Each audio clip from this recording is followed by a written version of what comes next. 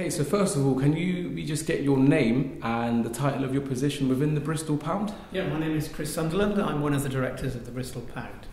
Okay, so how is it that the Bristol Pound managed to kind of get to the position that it is now in terms of actually being implemented? How did that all start? Yeah, it's been 2 years' work. A few of us got together and said we really must do a local currency, but to work it has to be done at scale. It has to be done across the whole city, and it has to be done with electronic payments as well as printed notes. So it's taken us 2 years to build the system to the place we are today, which is ready to announce it. Okay, so was there any affiliation with the Brixton Pound? Because that was the only other local UK currency that I'd heard of before today. Okay.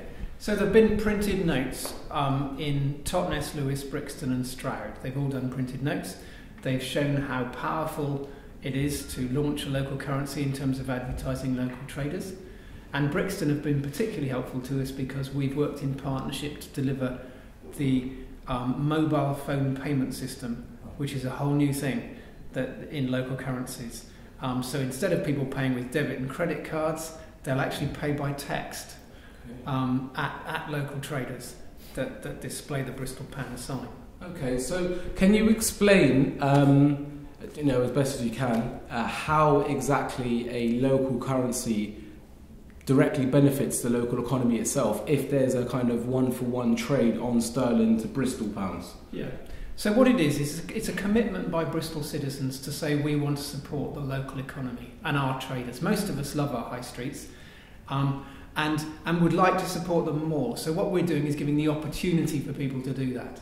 So they can set aside so much a month into their Bristol Pound account, which they'll create online, and that will start in April.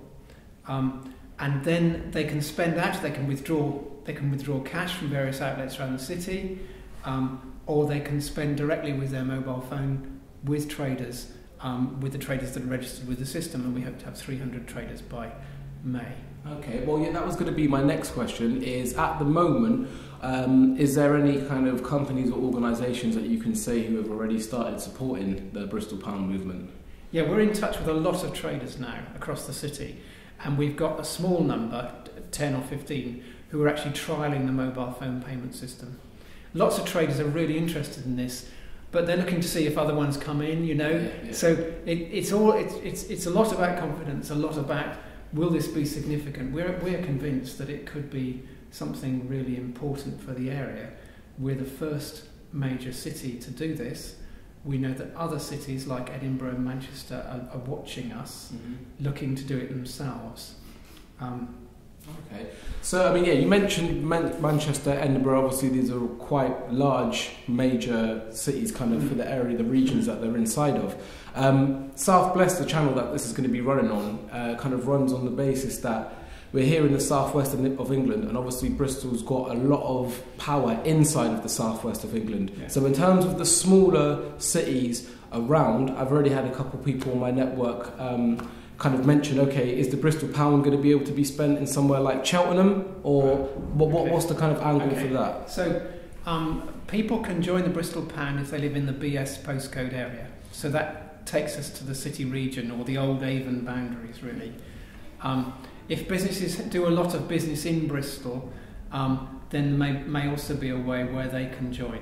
But basically it's the BS postcode and designed to serve the city region. Okay, so I watched the video before I came here, the TED presentation that was given inside of Bristol, and obviously at one point you kind of described in there how the monetary system that we've got now is actually more a production of debt. So how does the Bristol Pound and the local impact, how is it going to try and combat that and move away from that? So we're sort of reinventing money. I mean, where we're sitting here in the Corn Exchange is right next to where some of the banking in this country started. Stuckey's Bank was one of the origins of NatWest, just 50 yards away from this place where we're sat.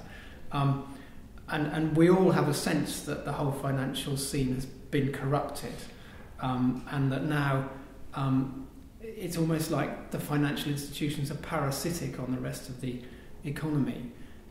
We want to get back to simple, honest money, which is about the exchange of money for goods and services. You do something for me, I pay you for it. Simple exchange. And that's what we're trying to create with this local currency.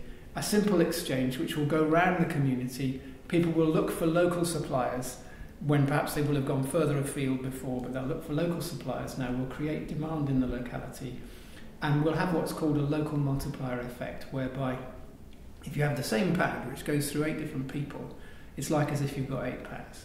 Okay.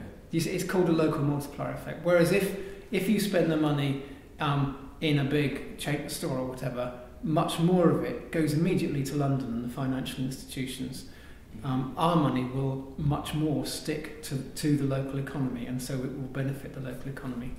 Again, in the TED presentation, he kind of described how he felt Bristol was kind of a unique city within the UK, and it's definitely something that I agree with, the reason why I've kind of decided to start up doing what I'm doing. But let's just say, for argument's sake, that it really does kind of explode within Bristol, and that out of all of the local currencies, it really does start to work here. Now, what kind of measures have been put into place so that people like yourself who've been kind of here in the hard times when you've had to create it, if it does go really well, what's to stop the kind of classic thing of ultimate power corrupting ultimately? Yeah, well, we've set this up in a cooperative style. The members, both the trader, business members and citizens, will appoint representatives to the board of the community interest company. It is a community interest company. It's set up for the benefit of the wider community. So we've built participation in from the start. It'll be run largely in the style of a multi-stakeholder cooperative, and we'll aim to distribute profits to businesses and citizens and maybe local charities as well. So we hope we've guarded against that, and in fact we've done 2 years' work and almost nobody's been paid anything yet. So there's been a phenomenal amount of energy put into this, and I feel really privileged to be part of a team that's delivered it. So it's been largely voluntary.